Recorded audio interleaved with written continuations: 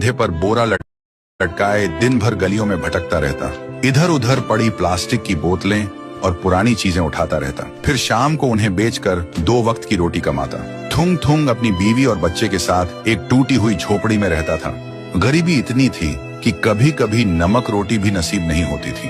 भूख मिटाने के लिए पेड़ों के पत्तों का सहारा लेना पड़ता।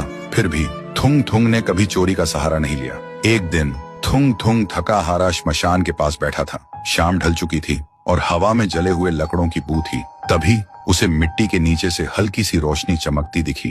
वह धीरे से उठा और मिट्टी खोदने लगा। कुछ ही देर में उसे जमीन के अंदर से एक पुराना सा लोहे का घंटी वाला दिया मिला। जैसे ही उसने उसे उठाया, एक भारी आवाज गूंजी, जो भी इस दिए को जगाएगा उसकी हर इच्छा पूरी होगी, लेकिन बदले में उसकी सबसे प्यारी चीज चली जाएगी। थुंग थुंग का दिल जोर जोर से धड़कने लगा। वह मन ही मन सोचने लगा, सबसे प्यारी चीज मतलब क्या? वह घर लौटा और बीवी को सब बताया। बीवी ने ध्यान से सुना। उसकी आंखों में डर भी था और थोड़ी सी उम्मीद भी। फिर बोली, 3 दिन से बच्चा भूखा है, क्यों ना पहले खाना मांग ले। थुंग थुंग ने कांपते हाथों से दिया जलाया और धीरे से बोला, हे दिए, मेरे भूखे बच्चे के लिए अनाज दे दो, बस पेट भर खाना दे दो। अचानक पूरी झोपड़ी अनाज और रोटियों से भर गई। बीवी खुशी से रो पड़ी। लेकिन उसी रात थुंग थुंग ने देखा उसका बच्चा चुपचाप कोने में बैठा है और उसे पहचान नहीं रहा।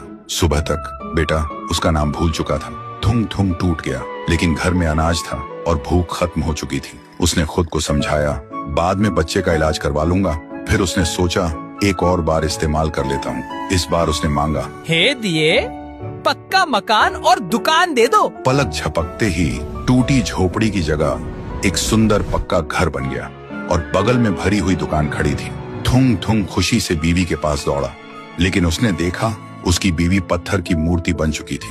थुंग थुंग चीखता रहा, रोता रहा और कोने में रखा वह दिया हंसता रहा, क्योंकि शर्त वही थी, हर बार सबसे प्यारी चीज खोना। अब थुंग थुंग के पास बड़ा घर था, पर वह पूरी तरह अकेला पड़ गया था। वह रोते हुए पत्थर बनी बीवी को गले लगाकर बोला, मुझे ये अमीरी जिंदगी नहीं चाहिए।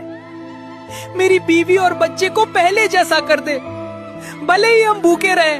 दिए की हंसी अचानक रुक गई। एक तेज रोशनी हुई। जब रोशनी हटी, न पक्का घर था न अनाज का ढेर। फिर वही पुरानी टूटी हुई झोपड़ी थी, लेकिन सामने उसका बच्चा खेल रहा था और बीवी मुस्कुरा रही थी। थुंग थुंग ने सुकून की सांस ली और उस मनहूस दिए को वापस श्मशान ले जाकर मिट्टी में हमेशा हमेशा के लिए दफना दिया।